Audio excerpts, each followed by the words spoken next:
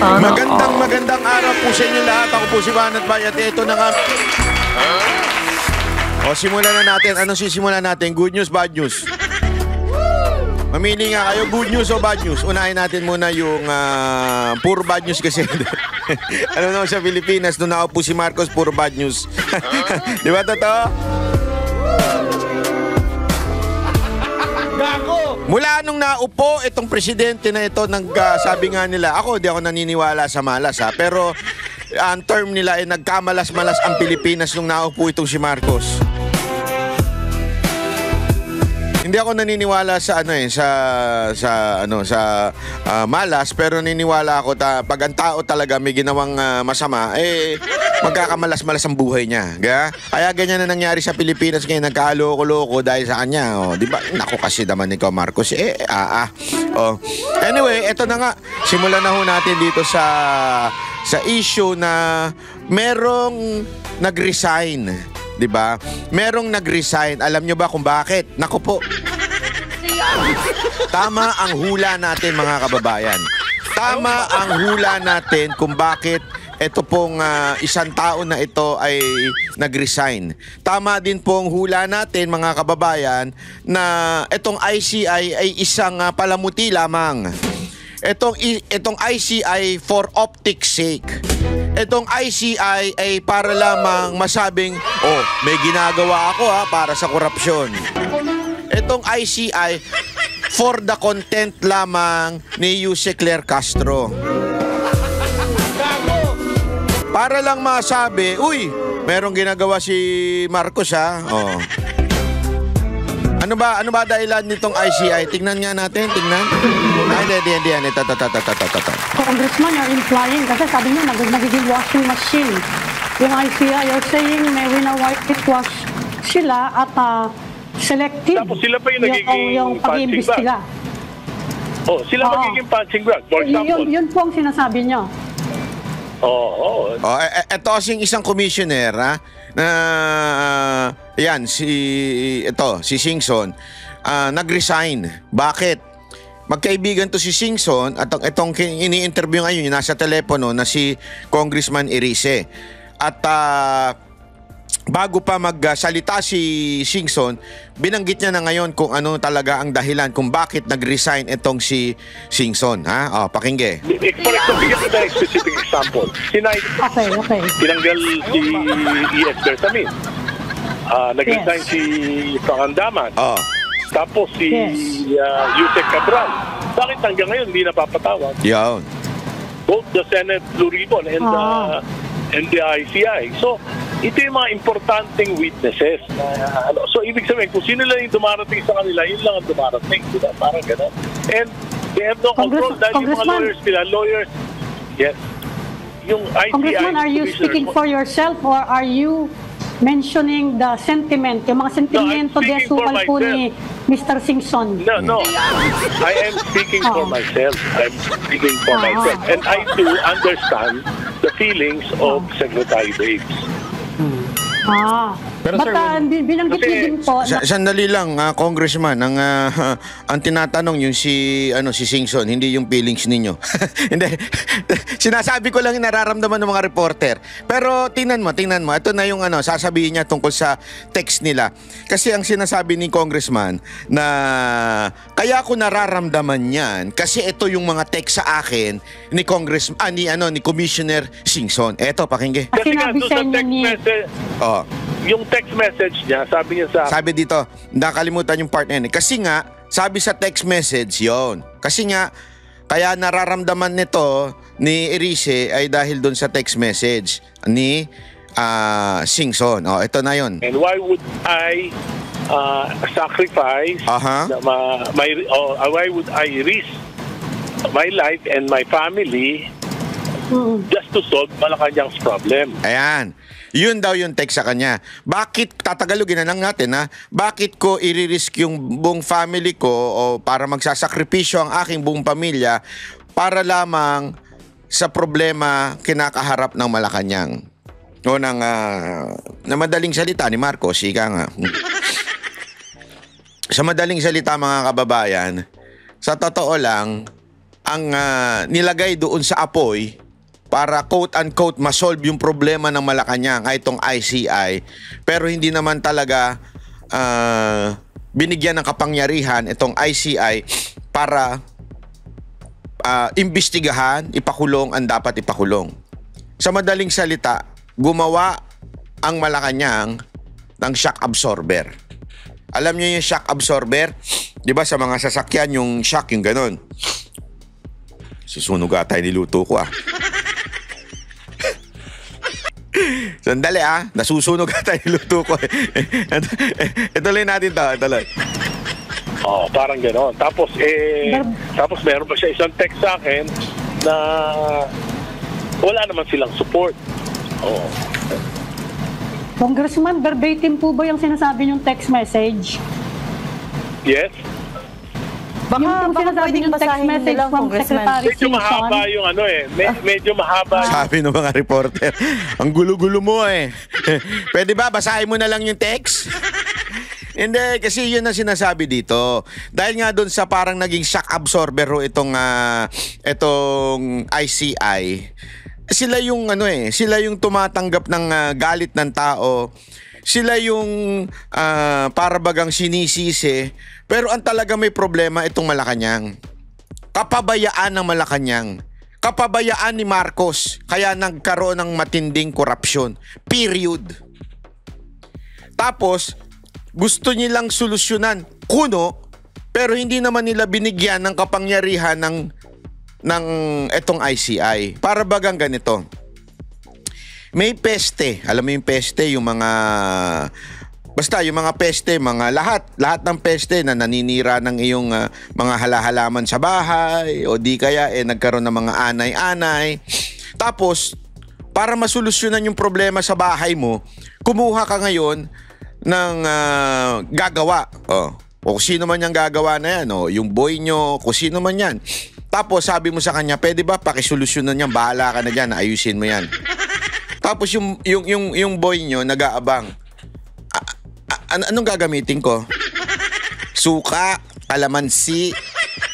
Di ba tayo, ang dami natin nang alam pagdating sa mga ganyan. Paglinis-linis, suka, kalamansi, toyo. Ano yan, luluto mo ba yan? Ayop. Di ba? So, nag-aantay siya. Bibigyan mo ba siya ng ayos ng mga peste dyan sa bahay mo? Nakaganyan lang siya. Wala. O basta kasalanan mo yan pag hindi mo nasolusyonan yan. Yun na lumalabas ngayon sa ICI. Di ba? Text message. Pero yun yung pinaka-send.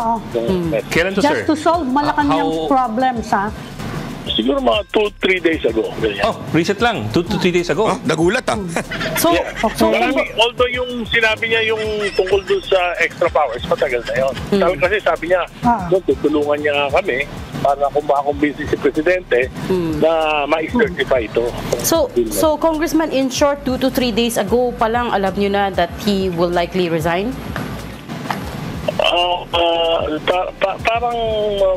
Parang frustrated siya. Hindi ko naman alam. Nagulat nga ako na actually dapat I'm supposed to deliver a question of privilege today. So dyan, naunahan na ako ng pagkakataon. Yung 2 to 3 days ago, sir, if I get you right, yung kanyang text message na where he's saying na bakit niya i-risk yung life niya at ang family niya just to solve Malacanang's problems. Yun po yung 2 to 3 days ago. Okay. Tapos, mas farther back yung walang support. Walang support doon sa legal. Yung latest niya, kasi sabi ko, baka lumabas dyan, parang washing machine kayo. Sabi niya, hindi lang washing machine, punching bag pa. Yun. Wala namang support. Diba? Parang washing machine. Hindi lang, sabi niya, hindi lang washing machine. Ito si Singson na to nagsabi, punching bag pa. Dito, alam mo, makikita mo yung kawalangyaan talaga ni Marcos dito. Yung katarantaduhan. Sorry for the term, pero talagang hindi lang naglagay siya ng ICI, pero hindi niya binigyan ng sapat na kapangyarihan. Inilagay lang niya doon bilang display para sumalo ng lahat ng galit ng tao. Tapos wala rin. Para lang masabi. Ibig sabihin, nilagay yung ICI not to give solution or to put solution sa problema, inilagay lang niya yung ICI para lang, alam mo yun, hindi siya tamaan ng sisi. Ganun kawalang yaho itong presidente natin. Ganun kawalang, alam mo yun, walang kahiya-hiya. Talagang nagbuo pa ng isang ahensya o isang komisyon para lang, alam mo yun, para lang mapagtakpan yung kahinaan niya. Yung kamalian niya, yung kalokohan niya. Eto na yun, binuo pa. Ang problema, kaya nga kita nyo, maalala nyo, sino ba una nag-resign dyan? Si Magalong. Sino pa sumunod? Ito si Singson. Ewan ko yung mga natitira pa dyan, papayag ba kayo na galit ng taong bayan sa inyo napupunta at sa pamilya nyo dahil wala kayong mga kwenta, wala kayong silbi dyan? Gusto nyo ba na kayo ang sisihin ng taong bayan dahil lang sa walang silbi yung ICI na yan? Lalo na yung isang, ewan ko kung nakawig ba yun? Asikasuhin mo muna yung buhok mo bago mo asikasuhin yung bayan.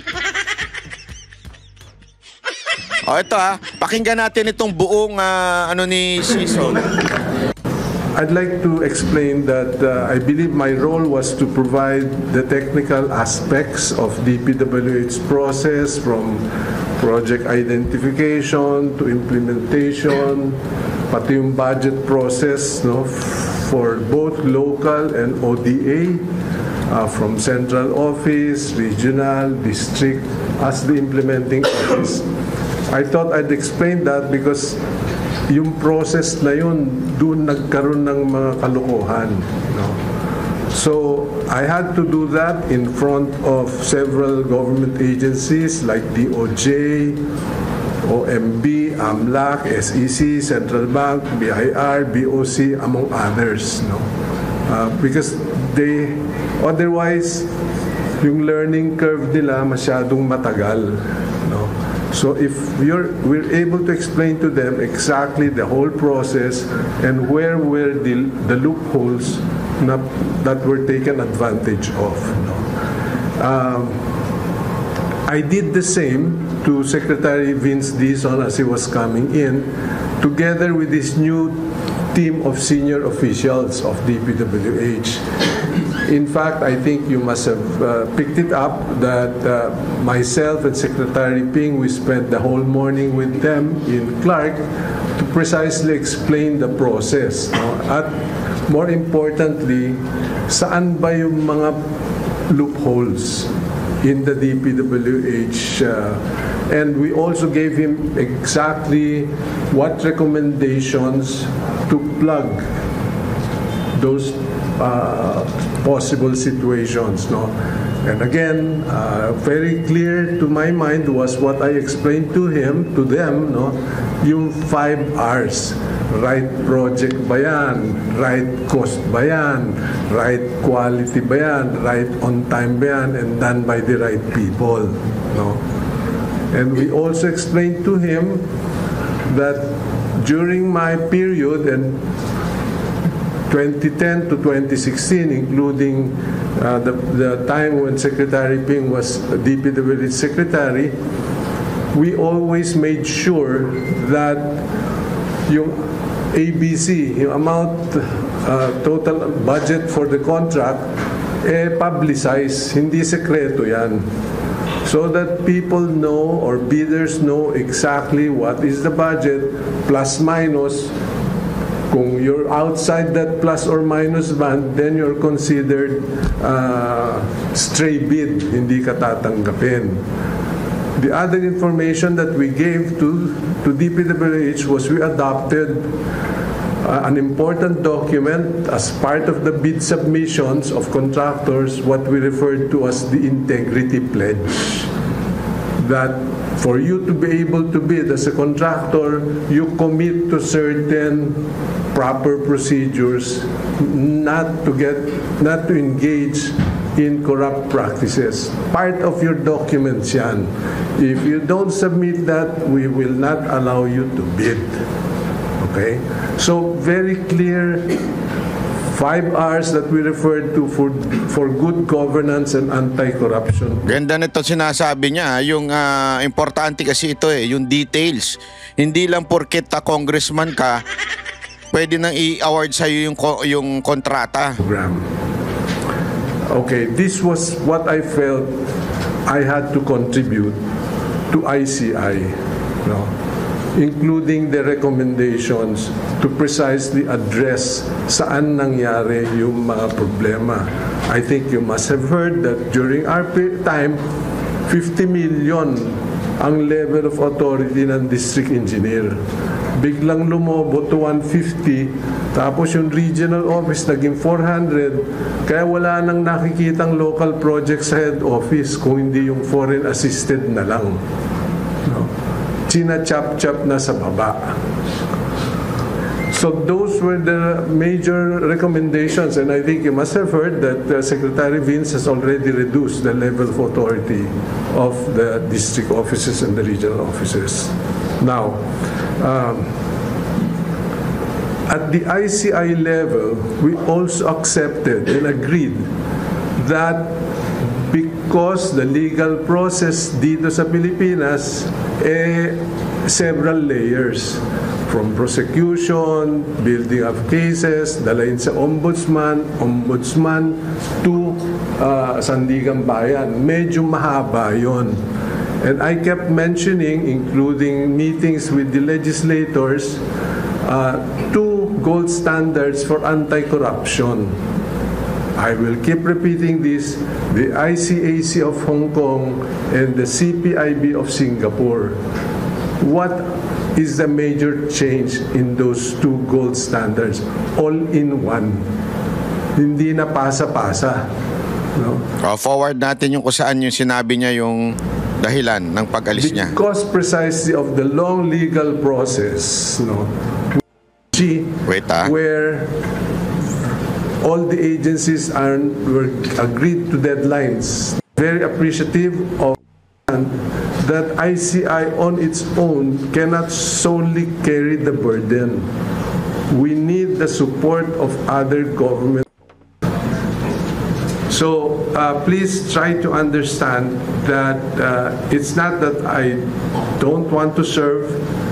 It is just that my body and also the stress on my family, we are not used to this heavy stress, including heavy security for the family's safety.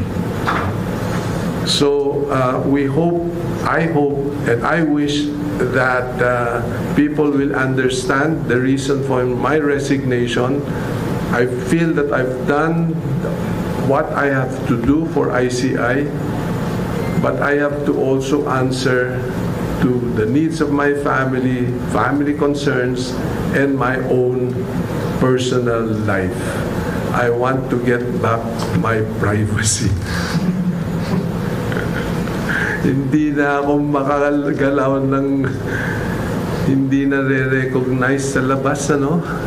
Kahit na i-AI po niya yung mukha, ganun pa rin, no?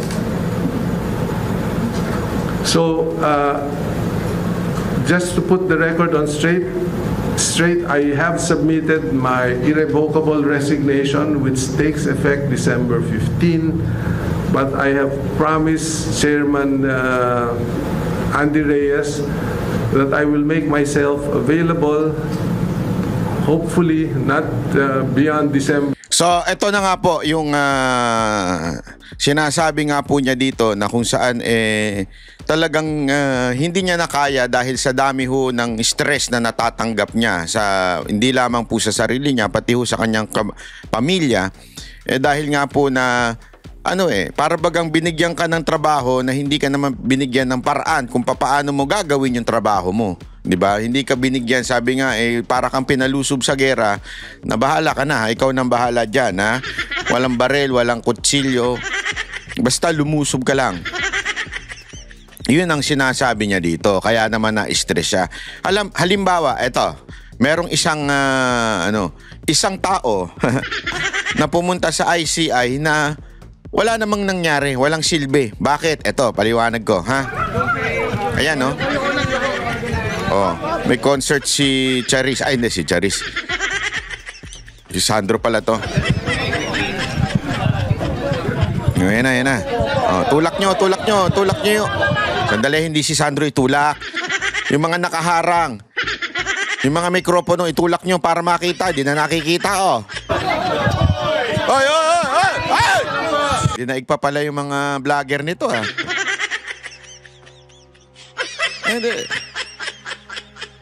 Diba, yung mga vlogger, pagka nagkaanuhan buti, at least kahit papaano, may galangan pa Ito, wala na.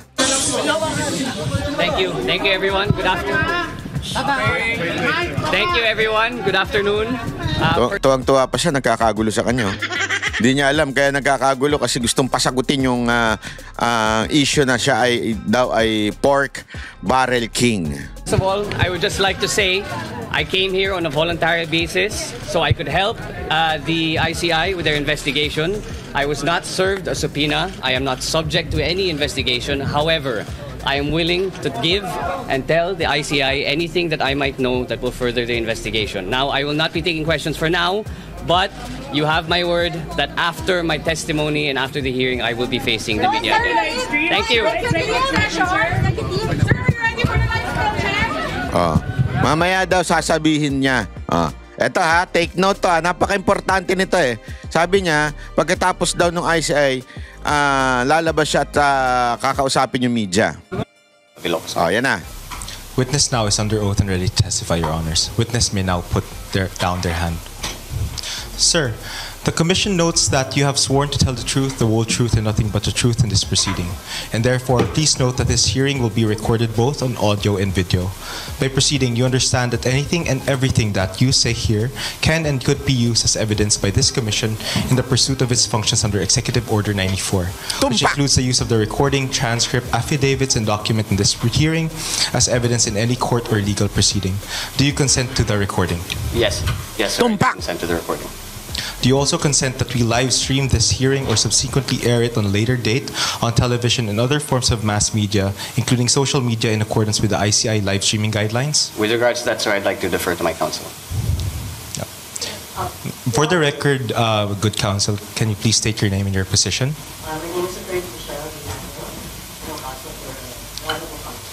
Di Good counsel, may I request, may I ask for the grounds why you request for an executive session?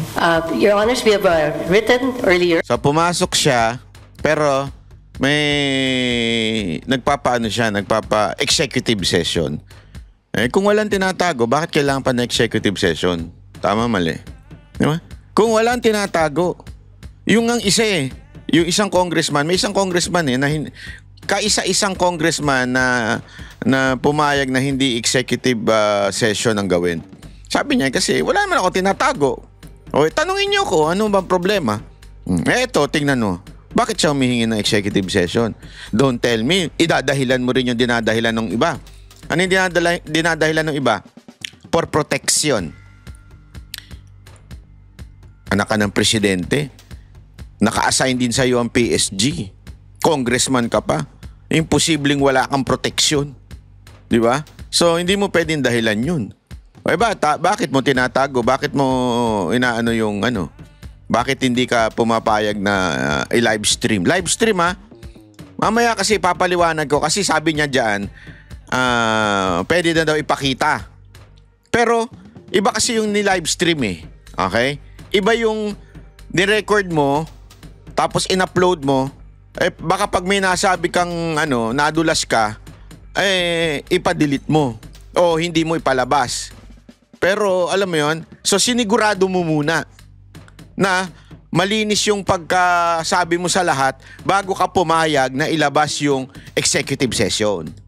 To formally request for an executive session because our client here has already submitted himself voluntarily. He would like to share as much information as he can, as candidly as possible.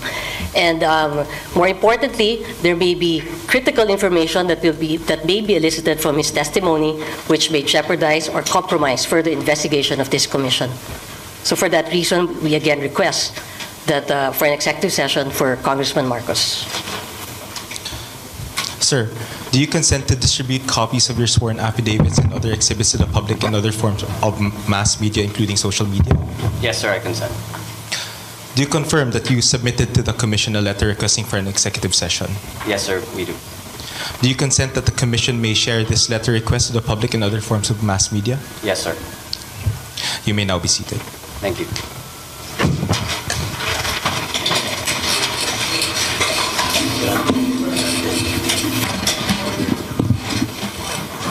Yun na yun. With consultation with the other members, the Commission, we grant your request, so we will adjourn the session and go into executive session. Ayun na. Hayop, ano? Gago! Kaya na lang din walang walang katuturan eh, di ba? Ito naman yung sinabi niya after. Hi Gong, what did the ICI ask you? And what did you tell them? Again, I promised that I would face the media after...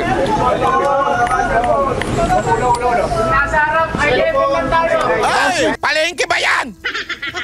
Ito mga media eh.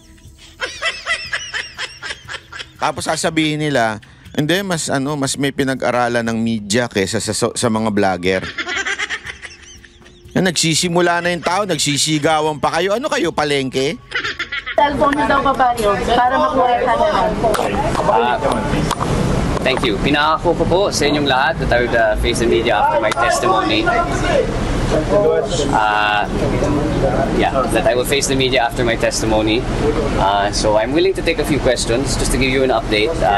Again, andito ako to lend anything that I know that will aid the ICI in their investigation. As I said, wala po akong tinatago, so I am happy to assist them in any way, shape, or form.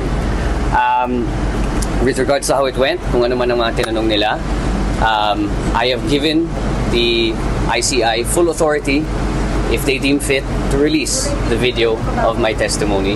Yan, Banat Bay, ayan naman pala. Payag naman pala siyang ipakita yung yung executive session na ginawa nila. Alam mo, kung iisipin mo mabuti, bakit ka pa humingi ng executive session kung payag ka din pala ilabas yung video noong nangyari sa executive session? Isipin nyo mabuti yun, laliman nyo yung isip nyo. Laliman ninyo yung isip ninyo. Sino humingi ng executive session? Di ba ito? Yan. Yan ang humingi ng executive session eh. Pero pagkatapos ng executive session, sabi niya, I'm giving the ICI full authority to release the video during the executive session. Oh, payag ka pala eh. Ba't ka pa humingi? Dalawang theory ang maaaring masabi natin yan. Number 1, sinigurado mo talaga muna na hindi ka matatanong at hindi ka mako-corner ng tanong. Sinigurado mo muna kung sip-sip yung mga commissioner. Sinigurado mo muna na maayos yung tanong para bago mo ilabas, naisagot mo ng tama. Kasi kung merong isang luko-luko doon na biglang nagtanong na alanganin sa'yo, baka sabunin mo o pagalitan mo. Anak kayo ng wetig, tatay ko gumawa sa inyo Di ba? Maaring ganon. Yun ang unang teorya. Sinigurado mo muna. Okay? Pangalawang teorya, sa tingin ko, yung mga sagot mo doon ay hindi ka pa sigurado. Ibig sabihin, aside from sinigurado mo yung mga tanong, sinigurado mo rin yung sagot mo. Hindi ka sigurado na makakasagot ka ng tama.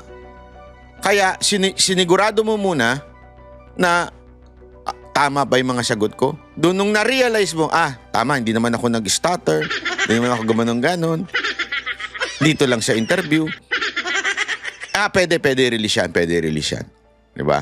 So, ibig sabihin, hindi ka transparent talaga. Kasi kung transparent ka, wala kang tinatago, hindi ka takot. Kahit sino pang magtanong sa'yo kahit nasa oposisyon pa kung ikaw ay talagang, alam mo yun, honest, walang tinatago, totoo, hindi ka matatakot. Magpa-livestream. Agad-agad. Kaya nga livestream eh. Meron bang livestream na hindi agad-agad? Si Banat ba? Paano rin, no? Di ba? Eh, sinigurado niya muna na tama yung tanong sa kanya. Sinigurado niya muna tama rin yung sagot niya bago siya livestream. Bago niya ipalabas pala sa tao. Ngayon, sabihin niya, kasi alam mo ganito yan. The reason why is kaya niya ginawa ito, si Pulong hindi pumayag. Hindi pumayag si Pulong na humarap sa ICI kasi nga po, wala namang flood control project sa Davao City na ghost.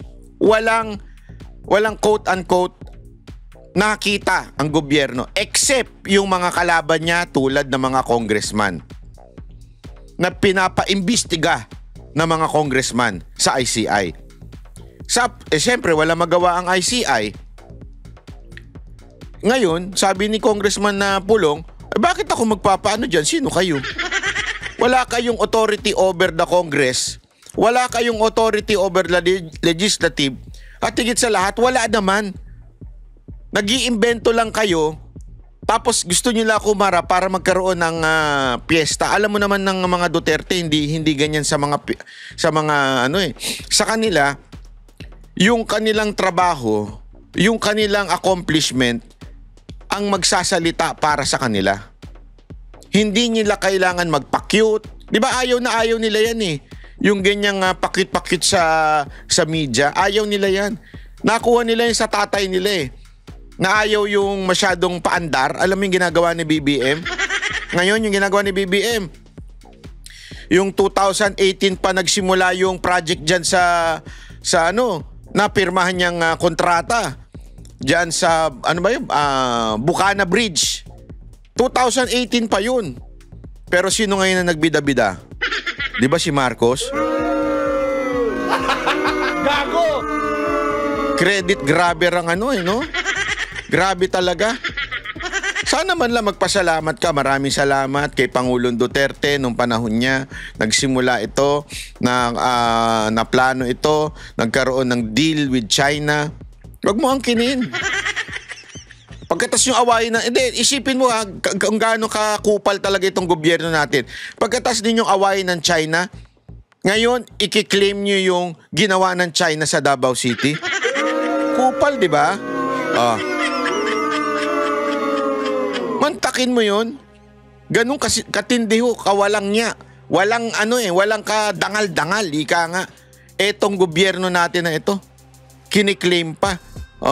Ito, pakinggan ba natin? So, again, I'm happy for them to do so if they believe that there is no information there that will jeopardize their investigation. Sir, yung allegations ni dating Congressman Zaldico, natalakay ba siya sa hearing niyo today? Yes po, tinanong. Parang puyat na puyat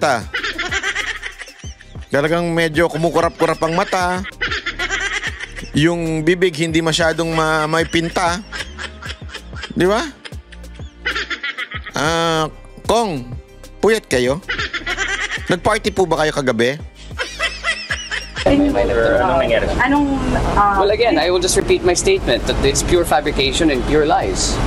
It's one that it's a move that reeks of desperation. It's a political ploy, and I've already attributed it to attempts at destabilization of the government. Sir, is that at all? DDS na may kasalanan.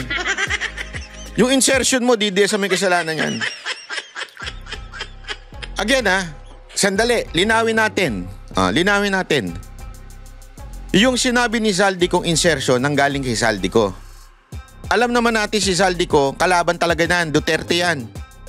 Diba, isa yan sa pasimuno ng impeachment ni BP Sara Duterte. Isa nga yan nga yung nagdemanda sa akin hanggang ngayon eh. Di ba? Hindi kakampiyan si Zaldico. Ever, hindi kakampiyan. Pero sino sinisi ni Sandro doon? Mga Duterte supporter daw o DDS daw si Zaldico.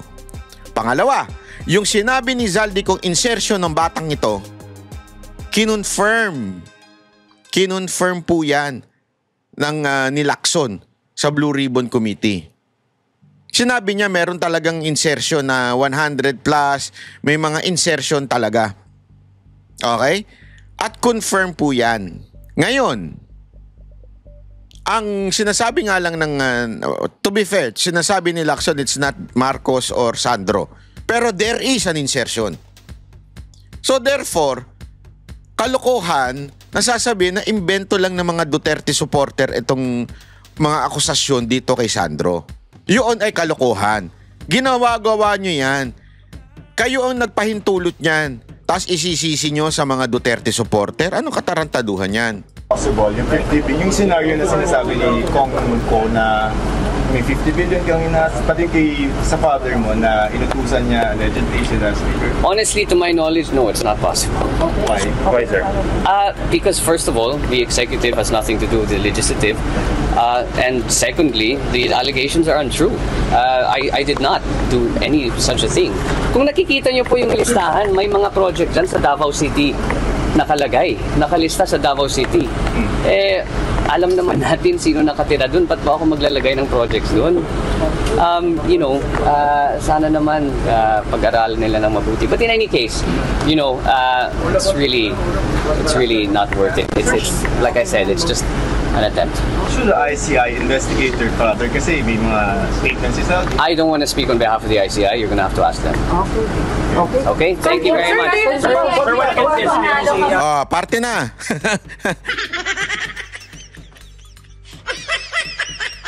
Alam mo, ito kaya nga ho mga kababayan, itong ginagawa ng ICI, akala nila nakakaloko sila. Hindi ho. Kaya bumagsak ho ang ratings ni Marcos patuloy dahil sa flood control controversy. Ito. Vice President Sara Duterte's performance ratings have held steady while that of President Marcos have been hammered by the flood control scandal. Salita, hammered. Sabihin, pinukpok, pabagsak. Di ba? Ganon katindi yung pagbagsak ng ratings. Si VP Sara Duterte, kahit tindi ng paninira ng gobyernong ito, kahit yung mga bayarang vlogger niya, mula doon sa bayot na Canada hanggang doon sa bayot sa Tondo, ay, hindi pala taga-Tondo yun. Taga-ano yun, Bulacan ata yun, yung bayot na yun. Hindi, madalas kasi yan dyan sa Tondo naghahanap ng chupageti. Pero kahit anong paninira nila kay VP Sara Duterte, na natiling matindi ho ang, sabihin, stable ang kanyang trust rating. Pero si Marcos, hammered. Can't touch this. Hammer time pala. So, the latest survey published by WR Numero, conducted from November 21 to 28, found that public satisfaction for the president has dropped to a new low, with only 21% saying they think... Ayan tinan mo, tinan natin wait chotomate, lakihan natin yan lubos na mahusay 4%. Mahusay, 21%. 47, lubos na hindi mahusay. Ang inakahihiyan yan. How can you rule a country na merong ganyan na 21% lang ang naniniwala sa'yo? Dapat na talagang ipa-impeach to. Mantakin mo 21% na lang naniniwala sa kanya. Saka nakakita ng ganun. Hindi, kasi alam mo, bakit? Kasi impeachment, it doesn't mean na you're guilty of a crime. No. Yung impeachment is, wala nang tiwala ang taong bayan sa'yo. Yun Hindi yun crime. Okay? So, ano yung mga yun? Tulad itong flood control project na hindi niya napinabayaan niya. Kaya nga 21% na lang yan That's really, alam mo yun, an indication na dapat na ma-impeach itong presidente to. Wala nang tiwala sa iyo ang taong bayan. Mahiya ka naman. Siya kung sa ibang bansa yan, nag-resign na siguro ito, wala. Kapal ang mukha nitong Marcos na to I think he's done very well. In contrast, Vice President Sara Duterte's numbers have held steady. Lubos na mahusay, 43%. Grabe, palakpakan natin. Lubos na mahusay, 10%. Mahusay, 33%. Ilan lang ang hindi naniniwala? 23%. Kitang-kita mo eh. Yung mga tanso lang ang hindi naniniwala sa kanya. Yung mga uto-utot bayarang followers lang ni Marcos ang hindi naniniwala kay BP Sara Duterte. Oy, kayo ang nakaupo. Kayo may kontrolado ng mga yan, ha? Walang kontrol si BP Sara Duterte dyan. Oh, media naglabas yan. Hindi vlogger yan. Hindi yan kinuha sa social media. Ay, baka nga dinoktor pa yan eh. Hindi natin alam, ha? Di ba? Kasi naalala ninyo, sabi nga ni Marcoleta noon, hindi siya naniniwala sa survey. Kasi sa survey, hindi siya pumapasok sa top 12. Pero nung pagkatapos ng election, I think top 6 siya o top 5. Nakalimutan ko na. Di ba? Sabi niya nga niya, malamang niririg yung, yung survey. O kaya nga, eto, malamang sa malamang. Binawasan pa yung kay BP Sara Duterte. Kasi walang kakayanan ang mga Duterte na magkalikot ng mga survey. Una, tinanggalan nga ng budget, walang ka-budget, walang pera. Yung tatay, pinakulong. Lahat ng panglulungpo ginawa ng gobyernong ito sa mga Duterte. So wala silang kapangyarihan. Kung meron mang may kapangyarihan, di ko sinabing confirm na nirigo ito pero kung meron mang kapangyarihan gumawa ng katarantaduhan sa survey, walang iba o hindi ang administrasyon. And yet, ganito pa rin. Stable pa rin si BP Sara Duterte. 43% approving of her performance. Only 23% said they didn't approve, while 34% said they weren't sure. Joining us now is Cleve Arguelles, President and CEO of WR Numero, to help us understand the latest WR Numero survey. Magandang umaga po sa inyo, Cleve. Thanks for joining us. Nakamute po kayo. We can't hear you. Let's try that again. Good. Thank you for having me today. All right, so let's break it down. Ano ba tong naging pinaka-question ditong sa survey na ito at ito ang lumabas? Yes, so this is part of our quarterly regular questions that we filled in our national survey. Tinatanong natin yung ating mga kababayan across the country, how do they describe the performance of the two top officials of the country, the president and the vice president, as they perform their roles respectively. And the results, as you've just discussed, is that we find that the president's performance ratings is at its lowest at 21%. This is lowest since we started doing this survey, since it took office actually in 2022. So specifically, when you say yung ratings o yung barometer nito, it's the performance of the president mismo ang bumagsak in general of how he's handling the corruption issues. Yes, so this is a general question in terms of his performance as a president. But we know that most recently, ang latest developments is that we have this flood control scandal. And in fact, nung last State of the Nation address niya, we did a survey right after it. Nung August, there was a slight bump, may slight increase for the president. Yeah. So it actually increased yung kanyang performance from 29% nung April, nag-increase ito to 35% in August. But unfortunately now, because of the same scandal that he himself grabe, no? After daw yung mahiya naman kayo, yan, optics. Umakyat bigla yung ratings ni BBM. But nung August daw, nung nakita ng tao na yung kanyang salita ay walang laman, walang aksyon, puro katarantaduhan lang, puro for optics sake, of para lamang sa, alam mo yun, papakyut, para lang masabing may ginawa, nagalit lalo ang taong bayan. Kaya biglang bumagsak. Hammer down. Yung unang nag-expose, we find that the public is penalizing him, or they're saying that the performance that they've been seeing so far is not up to their standards. So hence the decline to 21%. Yung sa lines niya of kung saan siya nagde-decline, may impact ba yung mga rallies sa kanyang approval rating? I think there should be an impact. I think it's very much related because we also actually asked in the same survey that we did. This was fielded 21st to the 28th of November, we asked them whether they support the November 30 anti-corruption protest. And we find that as many as 59% of Filipinos said that they support the anti-corruption protest last November 30. So kung, if you find 6 out of 10 Filipinos supportive of the protest, I suspect that it has something to do also why they do not like or they're not happy with the president's performance. Well, I was wondering kung ginawa itong survey also in the days nung lumabas yung mga video statements of Zaldico. And do you think it also affected yung numero ng presidente because of that? I think that's also a likely case, no, given that na tutok naman yung ating mga kababayan on the latest developments on the flood control issue.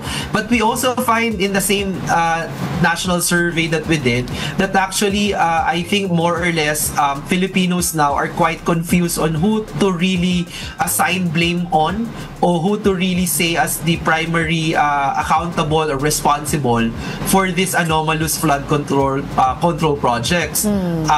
So Filipinos are divided. 31% are saying it's the president himself that should be made personally accountable. But another 31% are saying that it's actually the officials of the agencies involved, DPWH for example, and even the budget department. And another 28% naman, they are putting the blame on the contractors like the Diskaya couple.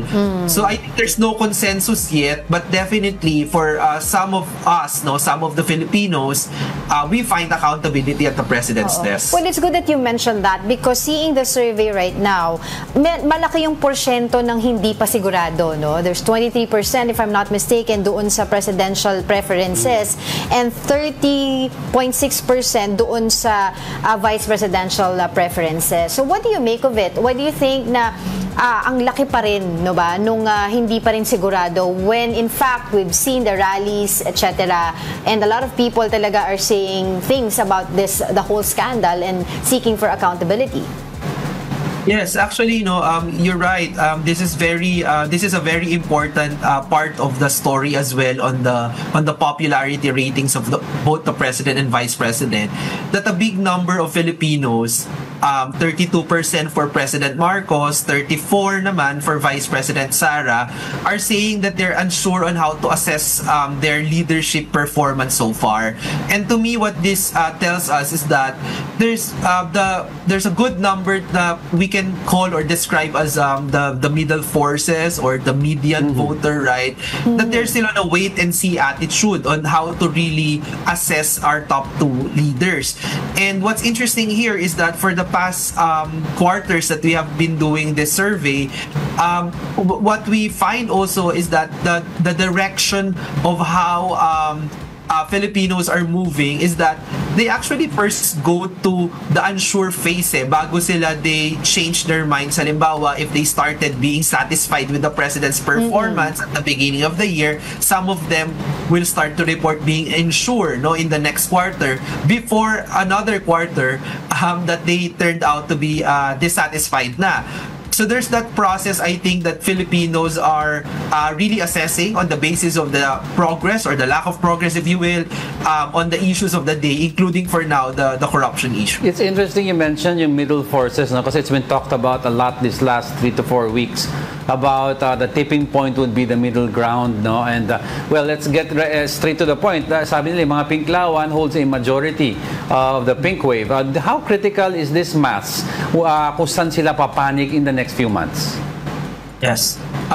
We also measure in our survey the number of Filipinos that identifies themselves as supportive of specific political factions. We call this the measure of factional partisanship. Yes. 34% identify as supporters of the Dutertes, so they're the biggest here so far. 34% with the Marcos, 12% with the Grabe, no? Wala sa kalate. 15 sa 34. Position broadly defined as identified with former VP Leni Robredo, Senator Ontiveros, and Senator Bam Aquino. And then the rest actually, and this is the biggest chunk, 39% saying that they're independents, no? So what's very important here, I think part of the developing political landscape as well is that for the majority of Filipinos, no, they're in this camp, the independent camp, no. So kung ano man yung Grabe naman kayo, pinost nyo na naman yan, no? Nakakahiya, 21% alam may gusto kay Marcos. Huwag nyo na may post yan, paulit-ulit. Yung isa, proposal on how to get out of this mess of the flood control issue, whether, diba, there are calls for resignation, there are calls naman for a transition council, there are calls to tighten the investigation, no, ibang usapin pa, what's happening in the ICI, for example. At least for 4 out of 10 Filipinos, they haven't still, they have yet to make up their mindset who to support, no? So middle forces talaga pa to na nag-aantay who to really support and choose in this fragmented political landscape. Could it be itong sinasabing independent na to, ang mga not really ayaw kay Marcos pero ayaw din kay VP Sara? Pwedeng ganun ba ang pag-iisip nila? Yeah, in fact, ayaw nila doon sa tatlong major political factions, if you will. grabe yung slight ganun nung ano, no? Ito bang 39% na ito ayaw kay Marcos at ayaw kay VP Sara Duterte? Sandali.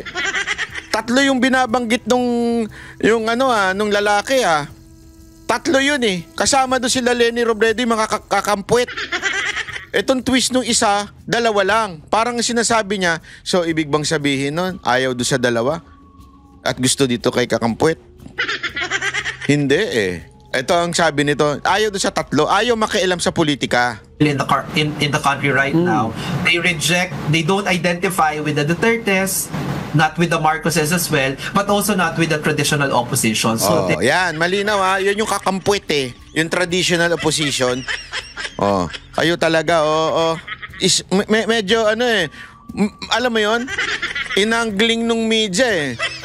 They're really saying that out of all these options, I'm saying that I'm not choosing any of these three, and choosing the independent. Well, on to the Duterte block naman, Cleve, we see na majority of the percentage doon sa survey ay puro mga Duterte block pa rin. Does this mean na because super Malungkot kayo? Malungkot kayo kasi Duterte pa rin? Ang karamihan ng mga Pilipino, Duterte supporter pa rin? Ito tandaan niyo ito. Bakit sasabihin ng iba? Bakit sabihin hindi na pala katulad nung dati na sobrang dami? Basta sabi nating naapektuhan ng paninira nitong mga hindot na mga DDH. Matindi yung paninira ng mga DDH eh. Yung talagang galit na galit sa mga Duterte. Di ba? Galit na galit sa mga Duterte dahil, ewan ko kung dahil lang adik yung pamilya nila, nakikinabang yung pamilya nila sa krimen. Galit na galit sa Duterte. Yan ang totoo.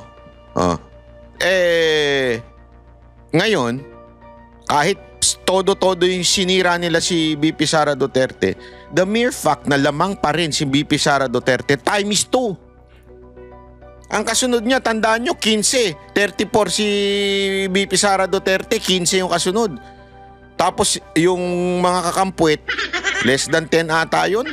Nandyan yun mamaya papakita. As ng porsyento nila even before, na ngayon nakikita natin na kahit bumababa ito, ay mataas pa rin. Yeah. Ganun ba yun? So I think it remains, what's clear here is that it remains to be a really big constituency, those who identify themselves as pro-Duterte. And a lot of it really is concentrated in Mindanao, no? Halimbawa, 69% of people from Mindanao say that they are pro-Dutertes. And this is also the region where the number of independents it's actually at its lowest then, only 24%. But in the other regions outside of Mindanao, almost half, 45 to 43% are independent. So what you can see here is that the number of Filipinos saying that they're pro-Duterte, it's quite stable because most of it is drawn from a specific region of the country. And sabi nga nila, if it's a solid stable. Yari kayo ngayon. Hindi pa nangangampanya yung si VP Sara Duterte. Hindi pa nangangampayan. Siniraan nyo pa ng todo-todo yan.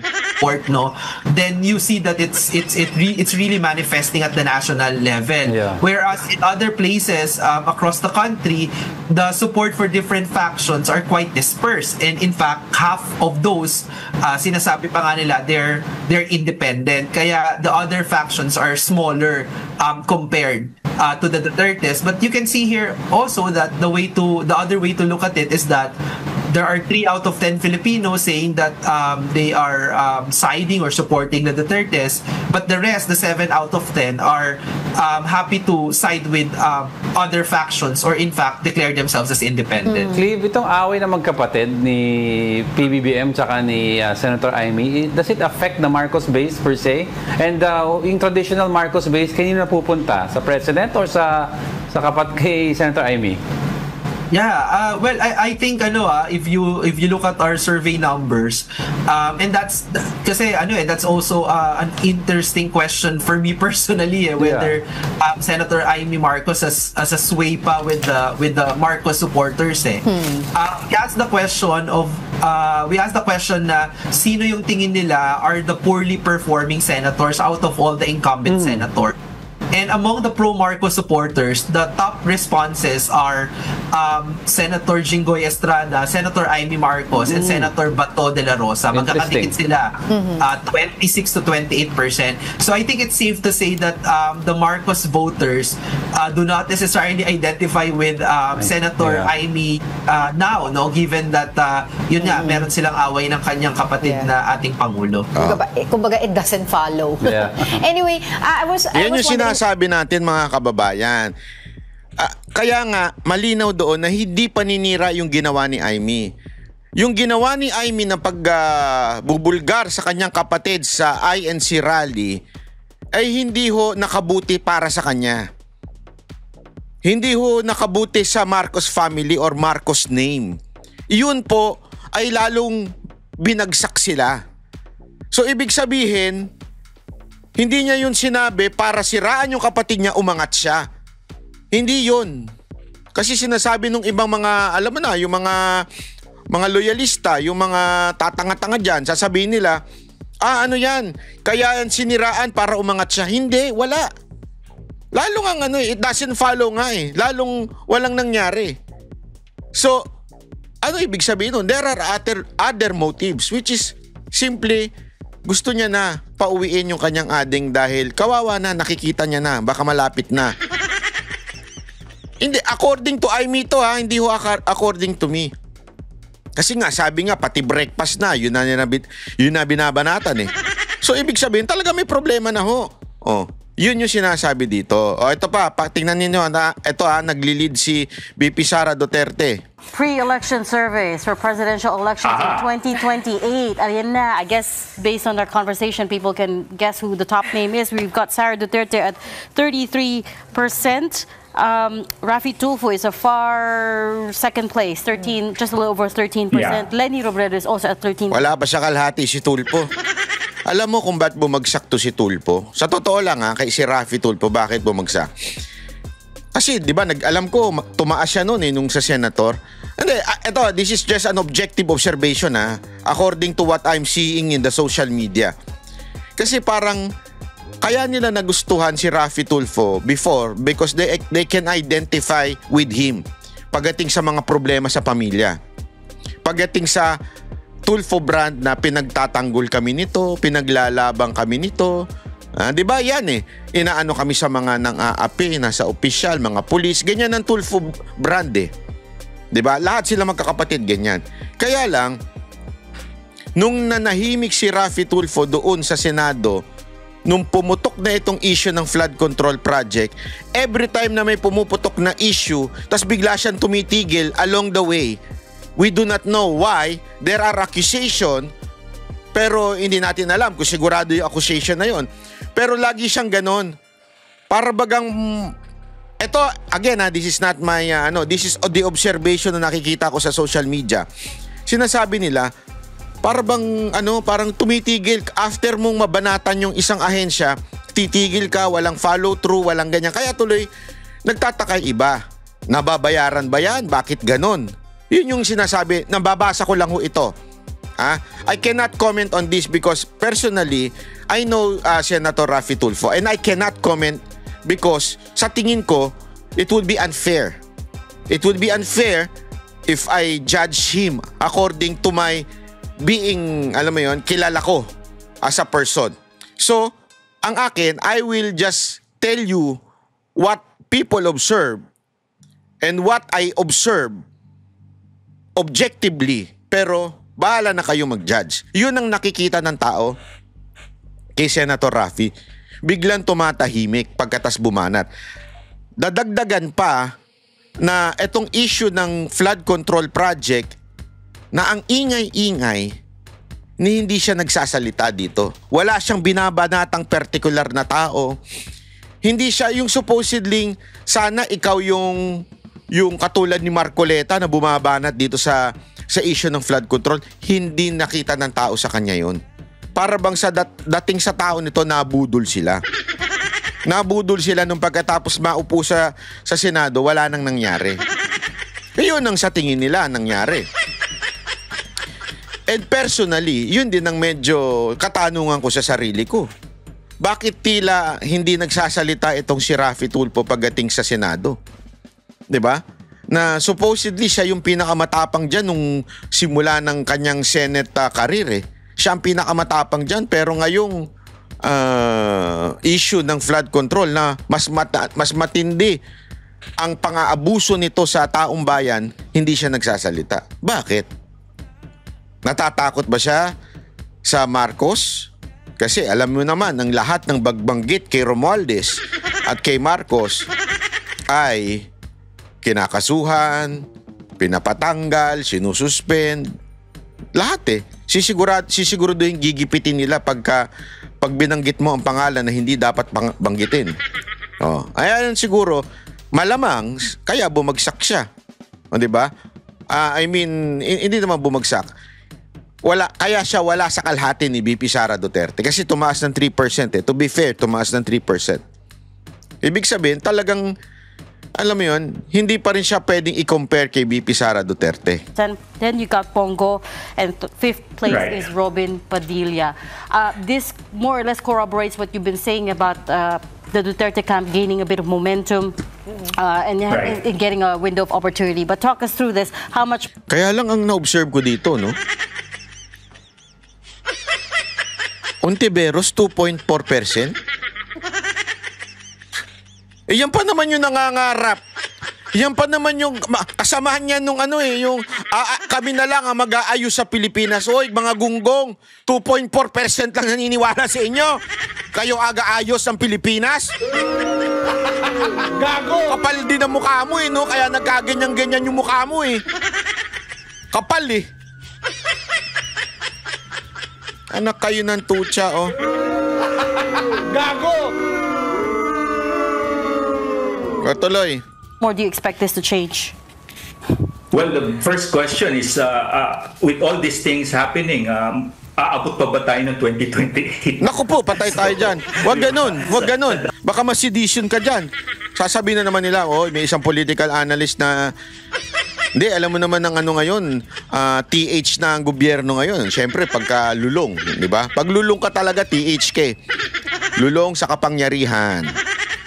Di ba? TH ka ng kaguluhan sa politika natin. But, objectively speaking, it's not surprising because, as expected, the Vice President still has a solid base of support and still remains to be the favorite on top of the pre-2028 election survey. And, of course, it also reflects the past surveys with Senator Raffy Tulfo coming at a very, low second. No? But what's surprising here is that the former Vice President and former presidential candidate, now Mayor Leni Robredo, despite the fact of not doing anything political, not being involved in all of this, still has that solid support of, was it 13%, right? 13%, yeah.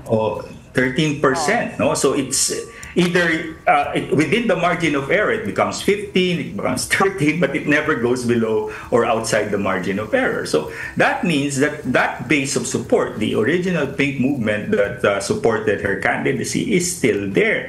Now, the question is, what will she do with it? Will she decide to have a second run? If not, she should decide early, right? Because whomever she endorses would benefit from that 13%. Ayan. So, sinabi naman ito, nananatili daw si Pero alam mo, mahirap yan. Malabo na yan. If I were Lenny, wag na siyang tumakbo. Unang-una, ang tindi ng pangarap nung niya yung kakampi niya, kaalyado niya si Ontiveros. Kawawa naman si Ontiveros. Di ba? Pangalawa, medyo hirap sa kasaysayan yung yung lumaban na bilang presidente tas natalo tapos mananalo uli. Pwede siguro mangyari yon kung ginawa niya yung Lenny Robredo, di ba? Nagnaga siya, inayos niya yung naga, talaga nagkaroon ng asenso sa naga. Ayun, pwede pa siguro siya in the future. But not now. Malabo yan. Hindi mananalo yan. Ang pag-asa lang nila, sa totoo lang ang pag-asa nila si Tulfo. Yan lang ang pag-asa nila. Pero alam mo, medyo napansin ko may napansin lang ako doon Bakit wala si Romualdez doon? Hindi tingnan ninyo. Dahil ba sobrang baba ni Romualdez? Wala, nandun ba? Sorry hindi ko ata nakita Wait Ayun pala, nandun siya. Sobrang baba. Utangin na niyang 0.8%. Sorry naman. Sorry. Hindi ko nakita. Ayop. Sorry. 0.8% pala. 0.8% pala si Romualdez.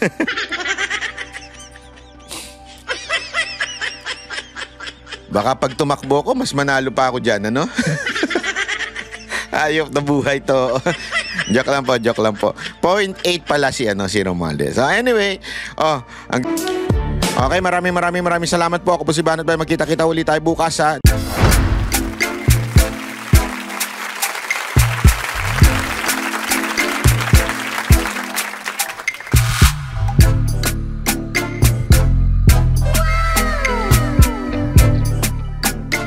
The next performance will start momentarily.